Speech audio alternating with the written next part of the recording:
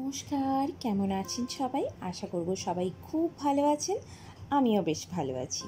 আজকে আপনাদের সাথে শেয়ার করব পটল দিয়ে পোস্ত রেসিপি। গরমকালে টক ডাল দিয়ে এই রেসিপিটি খেতে খুব ভালো লাগে। আমি প্রথমেই পোস্ত, কালো সর্ষে আর দুটো কাঁচা লঙ্কা এগুলোকে শুকনোতে একটু বেটে নেব। এরপর এর মধ্যে জল দিয়ে আবার একবার ভালোভাবে ফাইন পেস্ট করে নেব।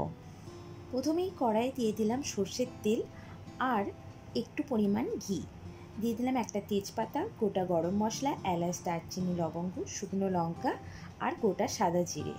আর একটা পেঁয়াজকে এভাবে লম্বা লম্বা করে কেটে নিয়েছি, সেগুলো হালকা ভাজা ভাজা হলে দিয়ে দিলাম ছোটো ছোটো করে কেটে রাখা আলু আর পটলটা। প্রয়োজন মতো নুন দিয়ে ভালোভাবে নাড়াচাড়া করে নেব। 1 চামচের মতন আদা বাটা দিয়ে ঢাকা দিয়ে কিছুক্ষণের জন্য রান্না করে নেব। সবাই আদা বাটা দেয় না পোস্ততে, কিন্তু আমার আদা বাটা দিয়ে পোস্ত খেতে খুবই ভালো লাগে। আলু আর পটলটা হালকা গলে এলে দিয়ে দেবো একটা টমেটোকে ছোট ছোট করে কেটে নিয়েছি সেটা।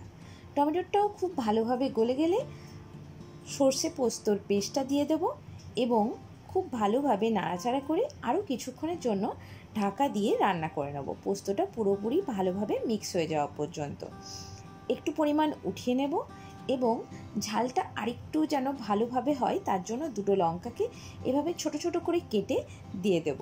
লঙ্কাগুলোকে চিড়ে দিলে খুব একটা ভালো ঝাল হবে না এই লাস্ট সময়ে, সেজন্য ছোট ছোট করে কেটে দিয়ে দেবো, তাহলে ঝালটা খুব ভালোভাবে পুরো তরকারিটার মধ্যে হয়ে যাবে। এরপর ঢাকা দিয়ে আর 5 মিনিটের মতন রান্না করে নিয়ে দেখতে পাচ্ছি খুব সুন্দরভাবে পোস্তটা রান্না হয়ে গেছে, চারিদিক থেকে একটু তেল বেরিয়ে গেছে।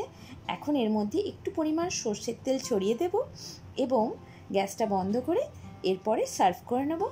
আশা করব আপনাদের আমার এই ভিডিওটি ভালো লাগলে লাইক করুন, বন্ধুদের সাথে শেয়ার করুন আর অবশ্যই আমার চ্যানেলটি সাবস্ক্রাইব করে দেবেন। খুব তাড়াতাড়ি দেখা হবে নতুন একটি ভিডিওতে। তার দিনের জন্য বাই।